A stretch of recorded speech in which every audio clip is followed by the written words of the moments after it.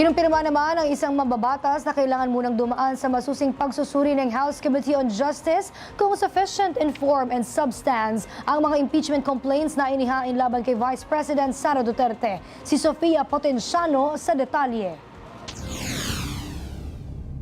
Sa isang media forum nitong weekend, inihayag ni House Deputy Majority Leader at Palawan 3rd District Representative Hill Acosta na kailangan dumaan sa pagsusuri ng House Committee on Justice ang mga reklamong inihain laban kay Vice President Sara Duterte.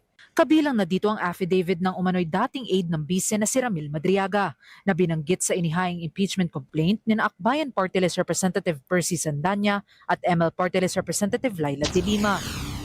Dadaan pa po sa plenary sa Committee on Rules kung ibibigay na ba sa Committee on Justice. Doon pa lang natin makikita yung nilalaman ng complaint. Simple man lang ho yung trabaho ng mga miyembro ng Committee on Justice.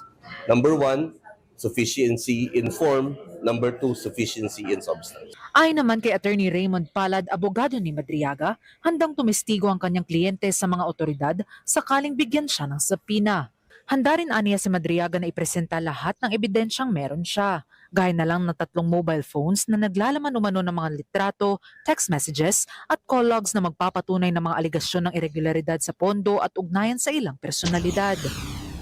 Once na makuha namin yon, i-coordinate namin sa mga complainants na ito yung hinahanap ninyong mga photos at mga text messages na talagang magko-corroborate ng kanyang statement. Bukod dito, inilahad din ni Palad na plano ni Madriaga na mag-apply para sa Witness Protection Program ng Department of Justice dahil sa mga banta umano sa kanyang seguridad matapos maglabas ng pahayag laban sa bise. Kasalukuyang nakadetain si Madriaga sa Bureau of Jail Management and Penology o BJMP facility sa Taguig dahil sa umano'y kidnapping case. Para sa totoong balita sa Bagong Pilipinas, Sofia Potenciano, Congress News.